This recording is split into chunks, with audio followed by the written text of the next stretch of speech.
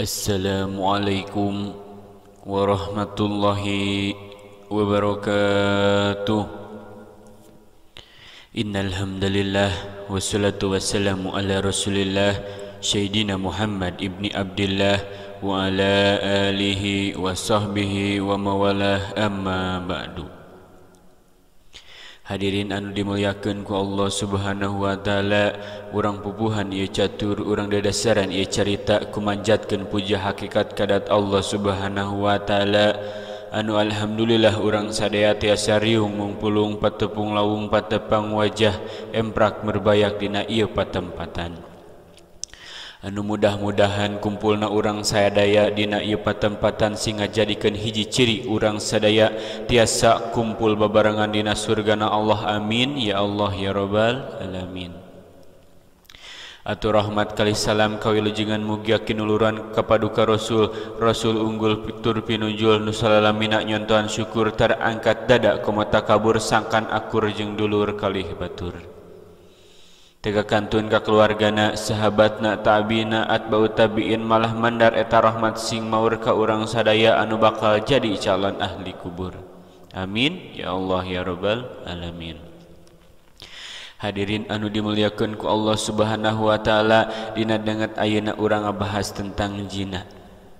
Naon margina sabab di zaman kiwari jinah tos merebak di mana-mana, teu nu kolot teu nu ngora, teu susulumputan teu terang-terangan, loba pisan. Saur Allah dina Al-Qur'an, wala taqrabu jina innahu kana fahisatan wa sa'a sabila. Nu hartosna, dan janganlah kamu mendekati jina, sesungguhnya jina itu adalah suatu perbuatan yang keji dan suatu jalan yang buruk. Cik Allah tong ngadeukeutan jina, jauhan. Jadi lain ngalawan jina, sabab lamun geus deukeut moal bisa kalawan bakal hese. Ari model jina teh loba, lain bersetubuh hungkul. Jina teh aya beberapa macam, antawisna jinah mata, jinah telinga, jinah lisan, jinah mulut teh, jinah tangan, jinah kaki, jinah kemaluan. Jinah mata nempok lain tempoeunana ningali aurat anu lain muhrimna, loba ayeuna mah dina IG, TikTok dan lain-lain joget anu teu pararuguh. Jinah telinga ngadenge anu lain dengeunana, ngabahas anu mengandung syahwat anu jorang teh. Jinah mulut atawa jinah lisan ngomong anu mengandung syahwat, matak batur kagoda. Jinah tangan nyabak lain cabakeunana, garayam-garayam kalain muhrimna atau onanagi sarua. Jinah kaki lempang kana tempat pangjinahan. Jinah kemaluan nyaeta bersetubuh teh.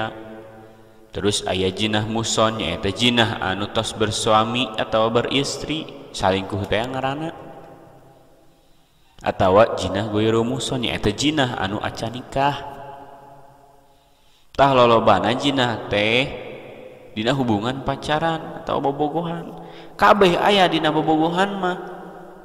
Nu matak Islam teu ngameunangkeun bobogohan atau pacaran, kecuali pacaran saatos nikah. Cek Allah ge tadi jangan mendekati jina, berarti jauhan. Ari pacaran eta teh ngadeuketan kana jina. Jago lamun pacaran teu aya jina.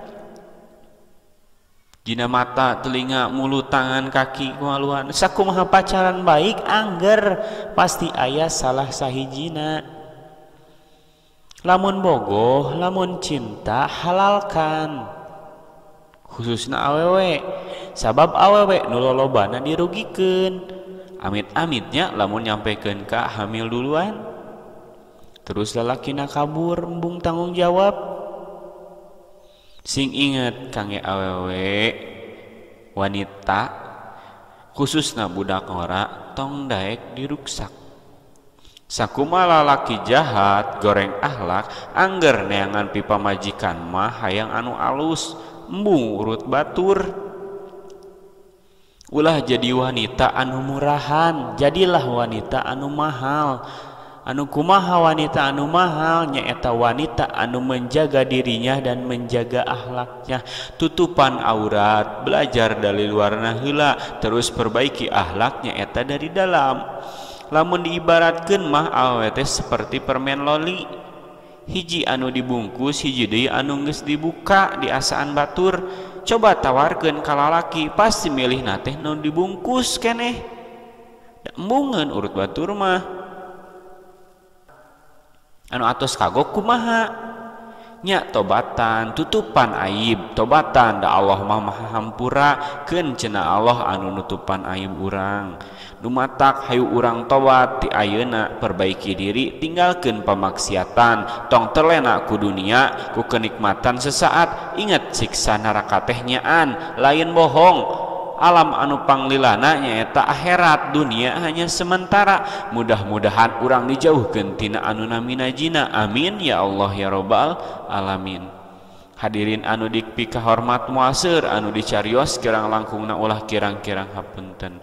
Wassalamualaikum warahmatullahi wabarakatuh.